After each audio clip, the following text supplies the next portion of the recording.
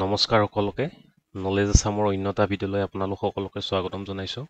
আমি পলিটি আৰু গভাৰ্নেন্সৰ ওপৰত এটা চিৰিজ আৰম্ভ কৰিছিলোঁ। তো সেই চিৰিজটোৰ অন্তৰ্গত এইটো পলিটিৰ ওপৰত 4 নম্বৰ ভিডিঅ'।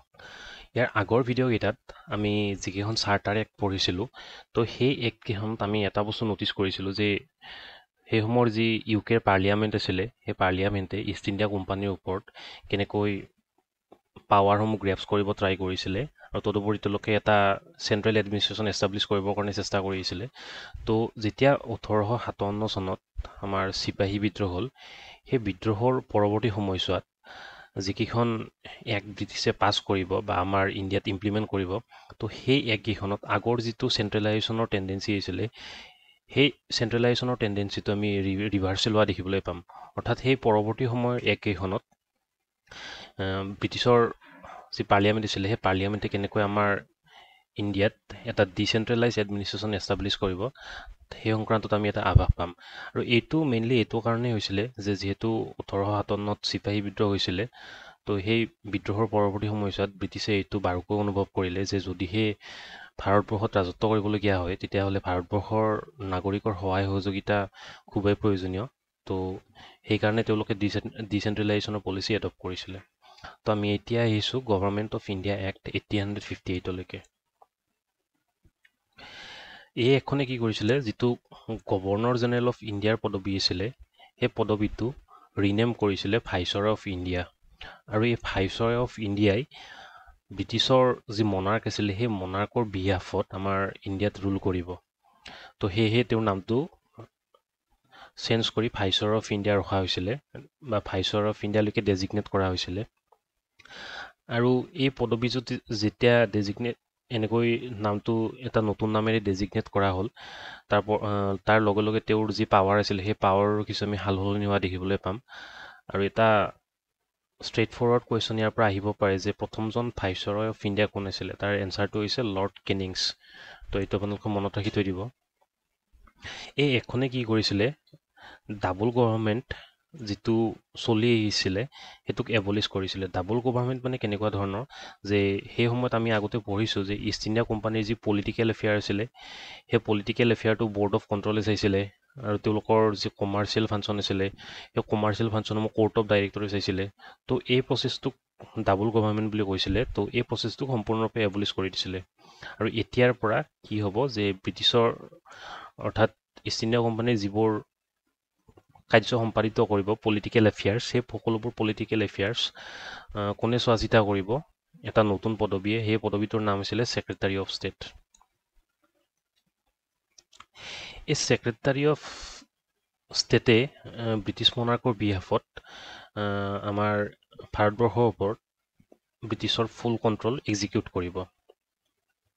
আমি আগতে পঢ়িছোঁ যে যেতিয়া গভৰ্ণৰ জেনেৰেল অফ বেংগলৰ পদবী সৃষ্টি কৰা হৈছিলে, তেওঁৰ লগত এখন এক্সিকিউটিভ কাউন্সিল গঠন কৰা হৈছিলে। তো সেই এক্সিকিউটিভ কাউন্সিলখনৰ মূল কাম এইটোৱেই আছিলে যে গভৰ্ণৰ জেনেৰেলক বা পৰৱৰ্তী সময়ত গভৰ্ণৰ জেনেৰেল অফ ইণ্ডিয়াক বিভিন্ন কামত সহায় সহযোগিতা আগবঢ়োৱা। তো তেওঁলোকে যদিও বা এক্সিকিউটিভ কাউন্সিল আছিলে, তো সেই কাউন্সিলখনে বিভিন্ন ধৰণৰ লেজিছলেটিভ কামসমূহ চোৱা চিতা কৰিছিলে। তো যেতিয়া এই এক্টখন পাছ হ'ল, এই এক্টখনে কি কৰিলে, ভাইচৰয়ৰ যিখন এক্সিকিউটিভ কাউন্সিল আছিলে, সেই কাউন্সিলখনৰ পৰা তেওঁলোকৰ লেজিছলেটিভ পাৱাৰসমূহ আঁতৰাই আনি এখন নতুনকৈ কাউন্সিল গঠন কৰি দিলে, লেজিছলেটিভ কাউন্সিল বুলি। আৰু এই কাউন্সিলখনৰ প্ৰথমতে মেম্বাৰ আছিলে 15 জন। তো এতিয়া আমি আহিছোঁ পৰৱৰ্তী এক্টখনলৈকে। এইখন হৈছে ইণ্ডিয়ান কাউন্সিল এক্ট অফ 1861। তো ইয়াত মই আপোনালোকক অলপ আগতে ক'লোৱেই যে কেনেকৈ চিপাহী বিদ্ৰোহৰ পৰৱৰ্তী সময়ছোৱাৰ যিবোৰ এক্ট আছিলে, সেই এক্টবোৰৰ দ্বাৰা ব্ৰিটিছে এটা ডিচেণ্ট্ৰেলাইজ এডমিনিষ্ট্ৰেশ্যন এষ্টাব্লিছ কৰিব বিচাৰিছিলে।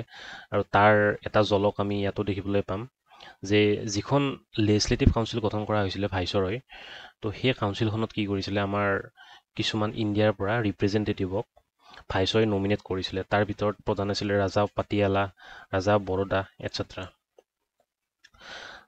তাৰপিছত আৰু কি কৰিছিলে যে যেতিয়া গভৰ্ণৰ জেনেৰেল অফ বেংগলৰ পদবীটো সৃষ্টি কৰা হৈছিলে, তো তাৰ পৰৱৰ্তী সময়ছোৱাত কি কৰা হৈছিলে, বম্বে আৰু মাদ্ৰাছ প্ৰেচিডেঞ্চিৰ যি দুগৰাকী গভৰ্ণৰ আছিলে, সেই গভৰ্ণৰৰ হাতৰ পৰা তেওঁলোকৰ লেজিছলেটিভ পাৱাৰসমূহ লৈ আহি গভৰ্ণৰ জেনেৰেল অফ বেংগলৰ ওচৰত কেন্দ্ৰীভূত কৰা হৈছিলে বা পুঞ্জীভূত কৰা হৈছিলে।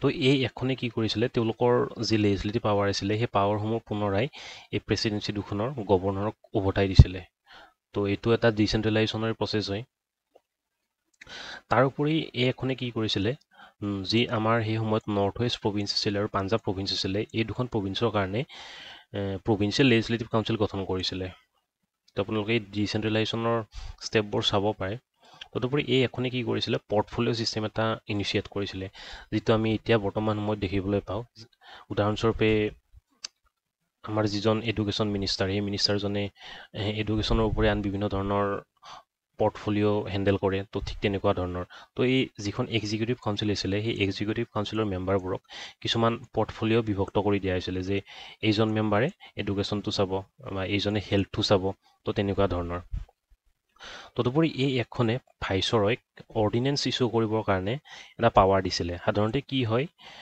ভাইচৰয়ে যিকোনো ডিচিশ্যন তেওঁৰ যি এক্সিকিউটিভ কাউন্সিল আছিলে সেই এক্সিকিউটিভ কাউন্সিলৰ সহমতত যিকোনো সিদ্ধান্ততে উপনীত হ'ব পাৰিছিলে অৰ্থাৎ তেওঁ এক্সিকিউটিভ কাউন্সিলক অভাৰৰাইড কৰিব পৰা নাছিলে তো এই এখনে কি কৰিছিলে যে এক্সিকিউটিভ কাউন্সিলৰ সহমত নোহোৱাকৈয়ে তেওঁ যিকোনো ধৰণৰ এখন অৰ্ডিনেন্সৰ দ্বাৰা কাৰ্য সম্পাদিত কৰিব পাৰে আৰু সেইখনক অৰ্ডিনেন্স বুলি কোৱা হয় যিটো বৰ্তমান আমি দেখিবলৈ পাওঁ যে যেতিয়া প্ৰেচিডেণ্টে বা ৰাষ্ট্ৰপতিয়ে আমাৰ লোকসভা বা ৰাজ্যসভাৰ অনুপস্থিতিত বা যেতিয়া ৰাজ্যসভা বা লোকসভা নাথাকে তেতিয়া কিছুমান অৰ্ডিনেন্স পাছ কৰে